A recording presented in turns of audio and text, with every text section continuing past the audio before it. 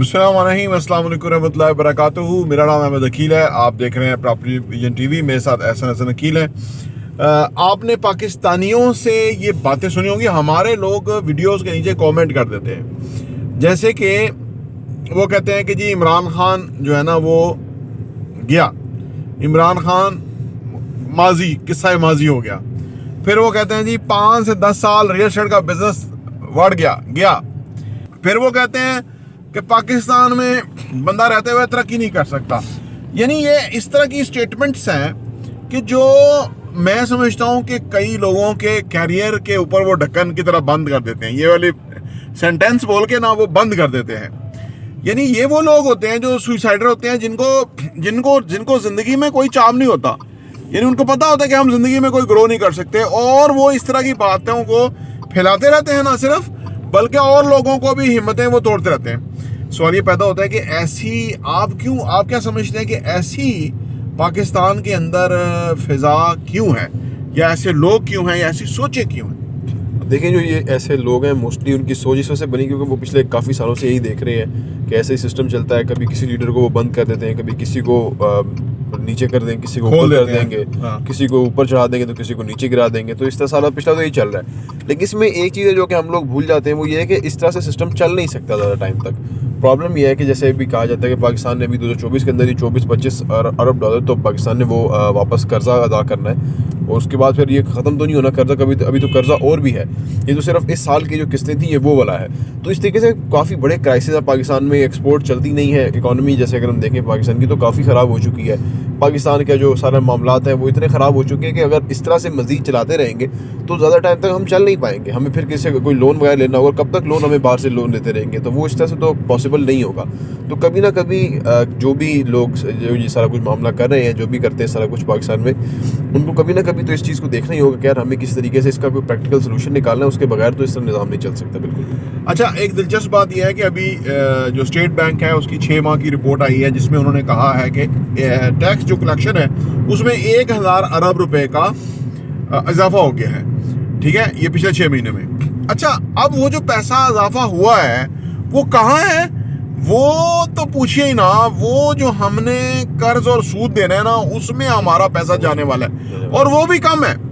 1000 अरब रुपया ज्यादा इकट्ठा हो गया है, तो हमारे पास वो पैसा कहीं एग्जिस्ट ही नहीं करता। यानी जो आम टैक्स देती है ना, डायरेक्ट टैक्स और इनडायरेक्ट टैक्स दोनों मिला के वो हम सूद और वो कर्जे पे दे रहे हैं। ठीक है, कोई सोच सकता है?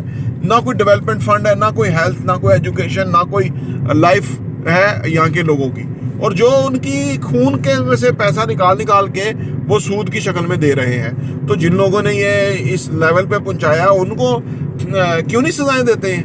उनको क्यों नहीं ये पूछते और उनको आप दोबारा वज़ीर-ए-आज़म बना रहे हैं? तो यानी या आम आदमी का तो क्योंकि वो ये रिपोर्ट वो पढ़ता नहीं है, बेचारा सुनता नहीं है, देखता नहीं है, वो तो इनको मिला हुआ है दौले शाह का चूहा। जो दौले शाह के चूहे हैं, जिनको पता ही नहीं है कि असल में ऑन ग्राउंड सूरत हाल है क्या, दिमाग उनका काम नहीं करता, और ये पाकिस्तानी मेजॉरिटी ऑफ पीपल वो है। अब ये जो एक सिनेरियो है वो तो अपनी जगह है, लेकिन जो मैं कह रहा हूँ कि लोग इस लेवल पे खाता है तो लगाता भी है।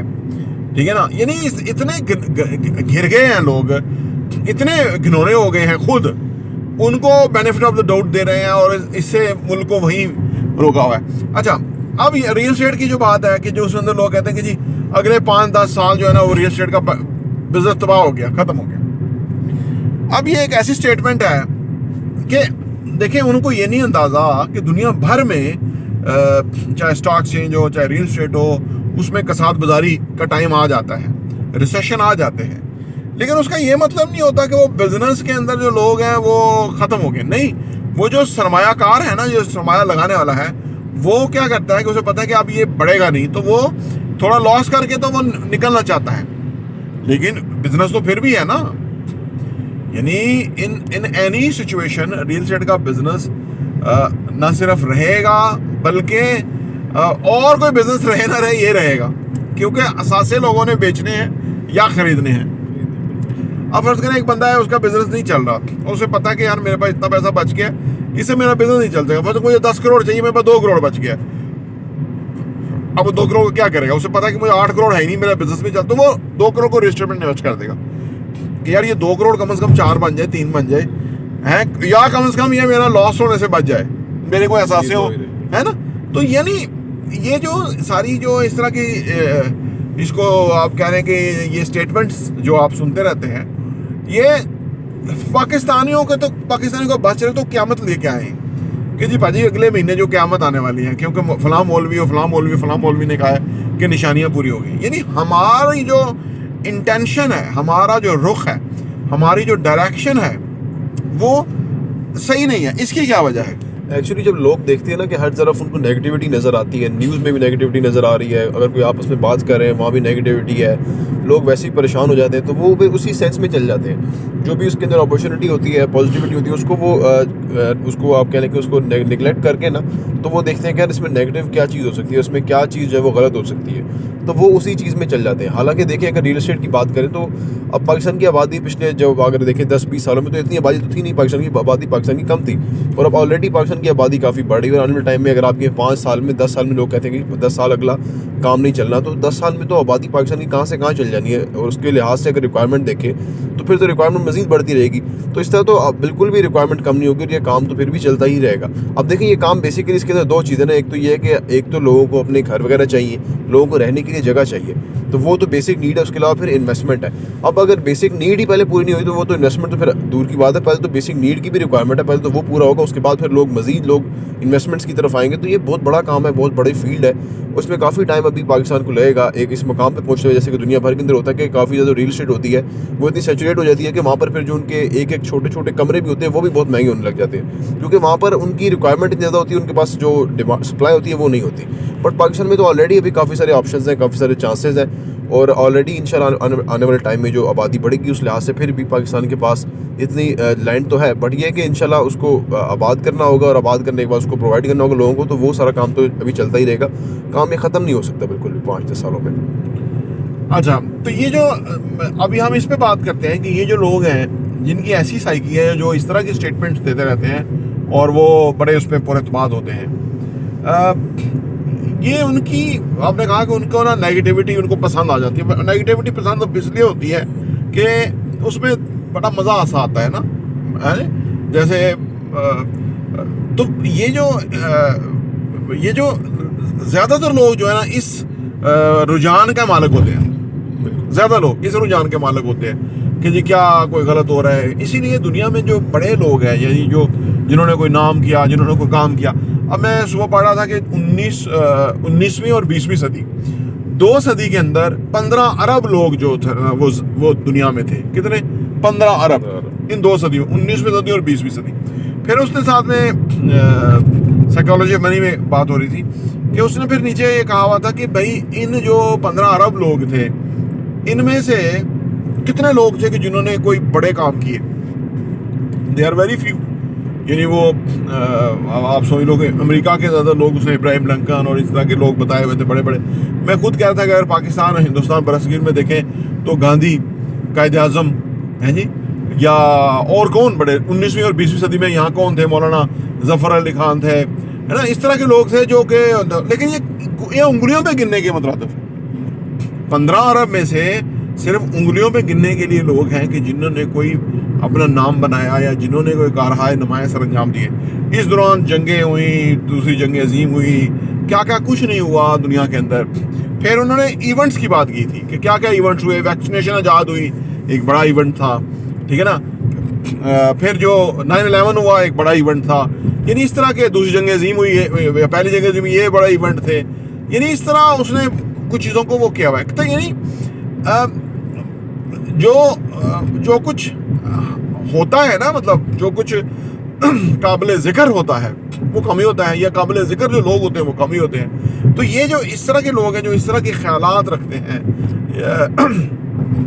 جہاں پہ آپ کو مواقع ختم ہو نظر آئے، ان کے ہاں کوئی موقع نہیں ہے زندگی میں جینے کے لیے، کچھ بھی نہیں رہ گیا موجود باقی، اور وہ اس طرح کی زندگی جی کے چلے جاتے ہیں. تو وہ اگر ایسے لوگوں کو اگر ایسے لوگ زیادہ ہو جائیں یا لائم لائٹ میں آ جائیں، جیسے یہ لیڈرشپ میں بھی آتے ایسے لوگ ہوتے ہیں نا، جو مطلب اس قسم کے ہوتے ہیں. کچھ خاندان جیسے ہمارے ہاں 2-4 خاندان چمڑے ہوئے ہیں, ہاں جی, وہ اگلی نسل ہے ان کی بالکل پتھاٹک ہے, لیکن یہ کہ وہ چاہتے ہیں کہ وہ ٹیک اوور کر لیں, جو کہ ہو نہیں پائے گا کیونکہ اب لوگ بڑے باشعور ہو گئے ہیں.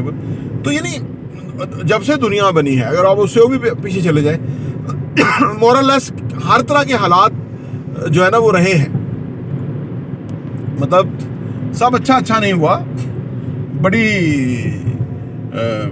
بکواس چیزیں بھی ہوئی ہیں جس کی وجہ سے لوگوں کی زندگیاں متاثر ہوئی, لوگوں کی زندگیاں خراب ہوئی ہیں جی, اور اس سے لوگوں کو بہت نقصانات ہوئے, بڑے مطلب دورس نقصان پہنچے, جو کہ صدیوں میں پھر لوگوں نے ڈیکیڈز کے اندر جا کے وہ ریکور کیے. جب ناگاساکی ہیروشیما کے اوپر ایٹم بم گرا تو ان کو 40 سال لگ گئے پھر واپس اس پست ترین صورتحال سے ایک بہتر صورتحال کی طرف آتے ہوئے. یہ جو مائنڈ سیٹ ہے نا, یہ والا جو کہ تھوڑی نیگیٹیوٹی پھیل جاتی ہے پورے ملک میں, جیسے کہ پاکستان میں پھیلی ہوئی ہے جی, تو اس میں نقصان یہ ہوتا ہے کہ اوور آل ملک کے اندر لوگ جو ہوتے ہیں نا, وہ کولیبریشنز کرنا, کوئی رسک لینا, کوئی نیا سٹارٹ کرنا, اس کو لوگ روک دیتے ہیں, یا پھر آپ کہیں کہ پوسٹ پون کر دیتے ہیں, تھوڑی بریک لگا دیتے ہیں ساری چیزوں کے اوپر. بس ایک گزارے کے مائنڈ سیٹ میں رہتے ہیں کہ ہم نے بس گزارا کرنا ہے, دیکھتے ہیں آگے کیا حالات بنتے ہیں.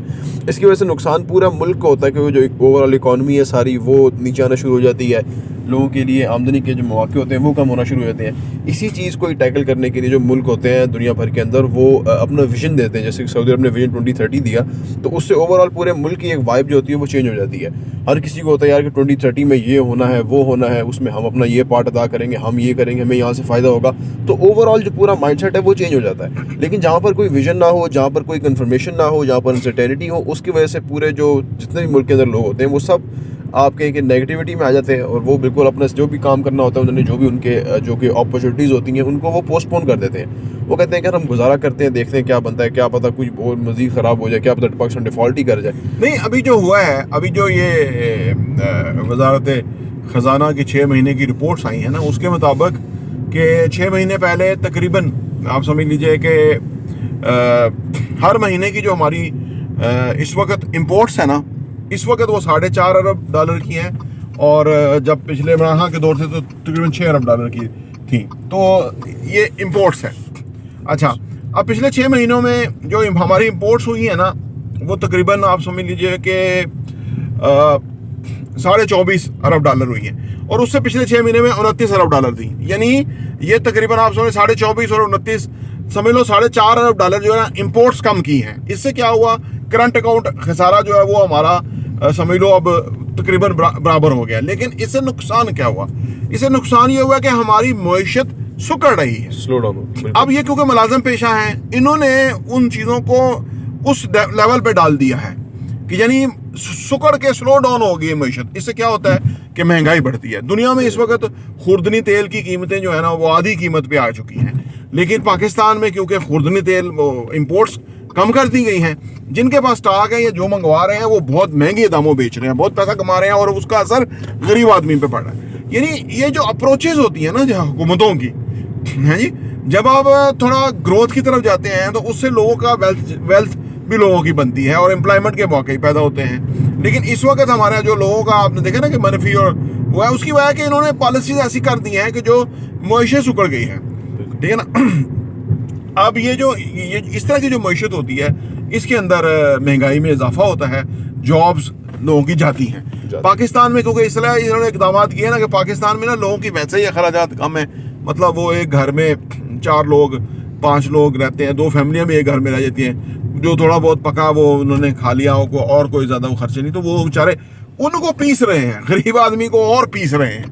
ٹھیک ہے نا. ملازم پیشہ ہیں کہ بھائی بجائے کہ آپ دنیا سے ٹریڈ کریں اور وہ چیزیں منگوائیں کہ جس کو ہم جو ہماری صنعت میں چلے. جیسے کراچی جو کپڑا ہے وہ اس کے اندر جو امپورٹ چیزیں ہوتی تھی وہ ویلیو ایڈڈ امپورٹس تھی, تو وہ کرنے کے بعد ہم جب پھر دنیا کو چیزیں بیچتے تھے تو پھر ہمیں اس میں ریونیو اور پیسہ آتا تھا.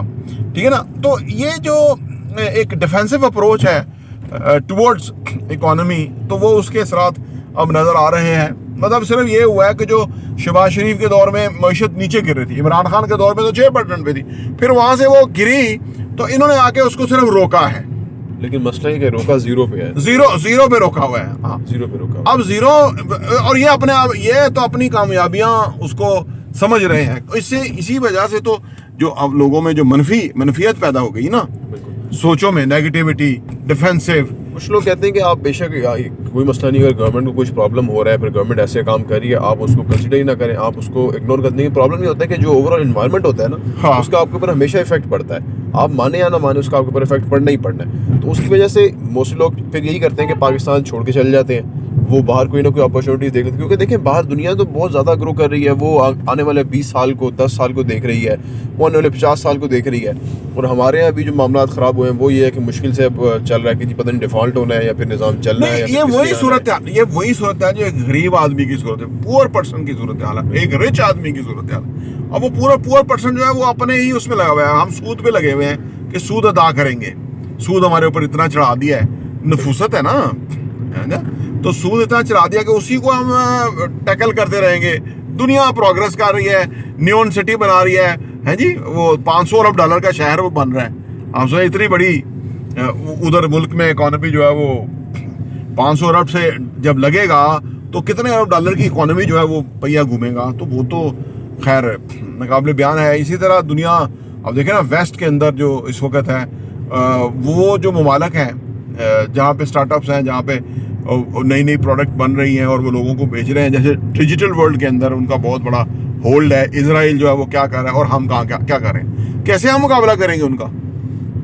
अनफॉर्चुनेटली ये जो एक पैथेटिक लीडरशिप है.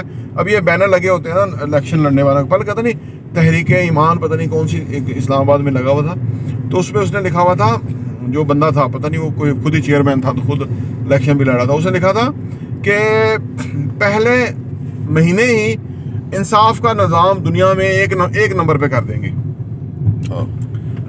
129वें नंबर पे, एक नंबर पे कर. बंदा उससे पूछे कि ये लीडरशिप है, ये सोच है, ये क्या जाहिलियत है और क्या जाहिलाना लीडर्स पैदा हो गए हैं जी. हर बंदा, क्योंकि आगे पैसा बहुत है, माल बहुत है, वही बेचारा जो गरीब आदमियों का टैक्स है, पैसा है. आप सोचिए. एक्चुअली देखें, जो जितने भी लोग हैं ना, जो ये सारे इस तरह के काम करते हैं, जिन्होंने ये पूरा सिस्टम बनाया हुआ है, वो इस सिस्टम को कभी ऊपर कर देते हैं, कभी नीचे कर देते हैं, कभी आगे पीछे कर देते हैं, जो मर्जी कर देते हैं. मुझे उम्मीद है, मुझे पूरा मतलब यकीन है कि अगर उनको जो उनके तनख्वाह वगैरह है, वो मराहत हैं, उनको वो टैक्स के पैसों से ना मिले ना, और वो भी टैक्स के पैसों के, टैक्स के पैसे तो कर्जे में चल जाते हैं, कर्जों के पैसे उनको तनख्वाह वगैरह मिलती है, अगर उनको उससे ना मिले, उनको खुद वो पूरा जनरेट करना पड़े, पूरा रेवेन्यू जनरेट करें, वो खुद पूरे अपने मामलात करें, पूरे खर्चे उठाएं, तो वो कभी भी ऐसा ना करें. क्योंकि देखिए, जब ये सारा सिस्टम होता है ना, पूरा ये जितनी हमारी इकोनॉमी ख़राब होती है, उसकी वजह से छोटे से छोटे बंदे को भी इफेक्ट पड़ता है, और बड़े से बड़ा जो भी इंपोर्टर है, जो कुछ है, सबको इफेक्ट पड़ता है इस चीज़ का.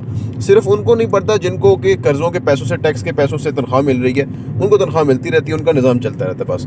बाकी तो सबको इस चीज़ का इफेक्ट आता है. बाकी सबको जो भी ये कारनामा किया गया है पिछले साल 2 साल में, पहले भी करते रहे लोग, सुनने में तो ये होता है कि पहले भी करते रहे, तो सबको जो है ना इफेक्ट उस चीज़ का आता ही आता है. लेकिन सिर्फ इनको नहीं आता जिनको तनख्वाहें वगैरह मिलती रहती है, उनका अपना निज़ाम चलता रहता है, और वो अपना निज़ाम चलाने के चक्कर में यहाँ पर पूरा सिस्टम ही आगे पीछे कर जाता है. वो जो मीर जाफ़र मीर सादिक वाला वाक़या है ना, उसके अंदर वो जो मीर जाफ़र था ना, वो बेसिकली टीपू सुल्तान का अकाउंट्स उसके पास था, वो फाइनेंस का हेड था.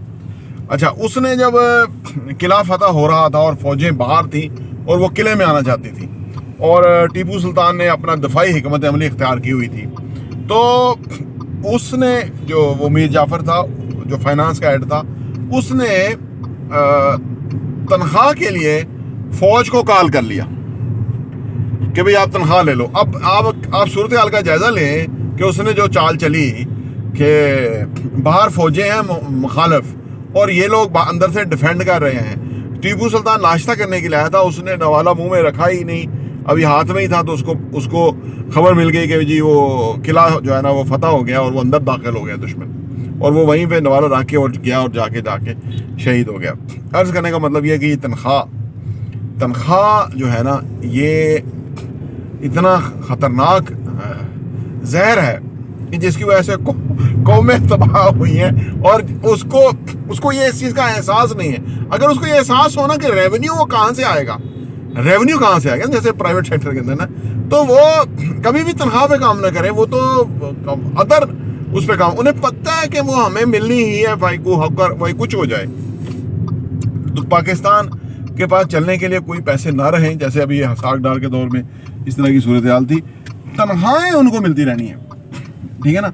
और वो किस चीज़ की, कि वो करप्शन कर रहे हैं, हराम खा रहे हैं अपने लिए, یا حکم عدولی جو عوام کا جو کام ہے وہ نہیں کر رہے.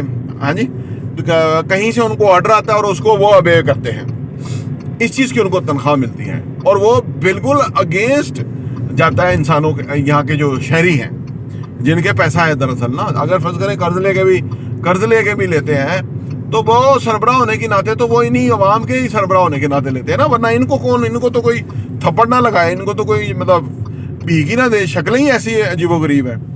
تو یہ اسی عوام کی اس کے بلبوتے پہ اوپر ہی قرضہ ملتا ہے اور اس کے اوپر تنخواہیں ملتی ہیں اور اس کے اوپر جو ہے وہ سسٹم چلتا ہے. تو عرض کرنے کا مطلب یہ ہے کہ یہ جو ہمارا ایک انفارچونیٹلی غریب آدمی کی اپروچ اور سوچ جو ہے وہ نیشن میں سرایت کر گئی ہے. اوورال سسٹم ایسا بنا ہوا ہے نا. دیکھیں دنیا میں تو جیسے یو کے وغیرہ کہا جاتا ہے کہ وہاں پہ ٹیکس بہت لیتے ہیں, لیکن وہاں پہ پوری سروسز دے رہے ہیں ان کو. جو آپ کی ریکوائرمنٹ ہے, ہیلتھ ہو گئی, آپ کی ٹرانسپورٹ ہو گئی, آپ کا ایجوکیشن ہو گیا, جو کچھ آپ کو چاہیے وہ سب آپ کو وہاں پہ مل رہا ہے. آپ سے ٹیکس بھی لے رہے ہیں لیکن آپ کو سب کچھ وہاں پہ مل بھی رہا ہے. آن دی ادر ہینڈ اگر ہم یہاں سسٹم دیکھیں, یہاں پہ تو سسٹم کہیں سے سمجھ نہیں آتی کہ شروع کہاں سے ہو رہا ہے, ختم کہاں پہ ہو رہا ہے یہ سسٹم. کیونکہ دیکھیں نہ اس کے اندر آپ کے اپنے امیدوار ہیں, نہ اس کے اندر آپ کا کوئی کنٹرول ہے. ٹیکس آپ دے دیتے ہیں, ٹیکس پتہ نہیں کدھر چلا جاتا ہے, آپ کو اس کے اوپر ملتا نہیں ہے. تو اوور آل جب یہ پورا ایک بندہ جو بھی پاکستانی ہے وہ دیکھتے ہیں, وہ کہتے ہیں کہ یار یہ سارا کچھ ہے ہی فالتو, نیگیٹیوٹی پھیل جاتی ہے ہر طرف. ابھی دیکھیں, ابھی یہ جو یہ سوچتے ہیں بیٹھ کے کہ یار عوام بڑے ہم راضی کر لیں گے عوام, یہ ہے جو اپروچ جو جس کی وجہ سے یہ لوگوں کو بہت نقصان دے رہے ہیں, اور لوگوں کو اس چیز کا اتنا اندازہ نہیں ہے کہ ان کے ساتھ کیا ہو رہا ہے. اور یہ اچھا وہ جو اس میں سے نا لوگوں سے دو طرح کے کریکٹر کے لوگ ہوتے ہیں, ہر جگہ ہی ہوتے ہیں, ایک نیگیٹو ایک پازیٹیو. اب پازیٹیو والے جو ہیں اسی وجہ سے تو دنیا چل رہی ہے نا, ٹیکس اسی وجہ سے آتا ہے, وہ پروجیکٹس کرتے ہیں, چیزیں کرتے ہیں, اس سے پیسہ گورنمنٹ کو آتا ہے, یہ پازیٹیو ہے. یہ جو نیگیٹو ہیں جو کرتے کچھ نہیں اور اوپر سے جو کرنے والے ہیں ان کی بھی ہمت کو توڑنے کا باعث بنتے ہیں. اور بہت زیادہ لوگ درمیان میں ہوتے ہیں. یعنی دیکھیں نا, ایک پازیٹیو لوگ ہیں, وہ تو اپنے کام کر رہے ہیں, وہ کاموں پہ جا رہے ہیں, وہ دنیا ادھر سے ان کو کوئی فرق نہیں پڑتا. اچھا پھر ایک جو نکمے ہیں وہ ایک بیچ والے ہیں جو کہ ابھی بس تیاری ہی پکڑ رہے ہیں کہ وہ ڈائریکشن پکڑے. اگر وہ ان کے ہتھے چڑھ جائیں تو سمجھو گئے. ایسے بے شمار لوگ ہیں, ان کے ہتھے چڑھ گئے تو گئے. اور اگر وہ اپنے کام پہ ایمفیسائز کریں تو وہ اپنے کام سے کیا کچھ جنریٹ بھی کر سکتے ہیں اور کتنا ان کو فائدہ بھی ہو سکتا ہے. تو یہ جو باتیں ہیں, یہ جو سوچیں ہیں, میں تو کہتا ہوں کہ آخری بات کو ختم کریں کہ جو لوگ آپ کو ایسی باتیں کہتے ہوئے نظر آئیں ان کو خدا حافظ کریں فوری طور پہ, کیونکہ وہ نا آپ کی زندگی میں زہر گھولیں گے. کائنات اس کے لیے نہیں ہے. یہ جو سورج, یہ جو چاند, یہ جو ستارے, یہ جو بارش, یہ جو پانی, یہ جو ندی نالے, یہ جو نظارے, یہ جو پہاڑ, یہ جو سب کچھ ہے, یہ اللہ نے کسی مقصد کے لیے بسایا ہے. اصل مسئلہ یہ ہے کہ اگر آپ ایسے لوگوں کے جو اعلی کار لوگ ہوتے ہیں, ایسے خیالوں کے لوگ جو ہوتے ہیں, جو ان کو سپورٹ کرنے والے لوگ ہیں, ان سے کنارہ کشی اختیار کریں اگر آپ زندگی میں کچھ چاہتے ہیں کرنا. زندگی میں کار وہی پائے گا جو یہ جو گندے گلیج لوگ ہیں ان سے جان چھڑائے گا, چھٹکارا حاصل کرے گا, پھر کسی ڈائریکشن پہ جائے گا. زندگی میں آپ کے سامنے ہر طرح کی صورتحال ہے, اس صورتحال میں آپ کیا پک کرتے ہیں یہ آپ پہ منحصر ہے. تو پراپرٹی انٹرویو دیکھنے کا بہت بہت شکریہ.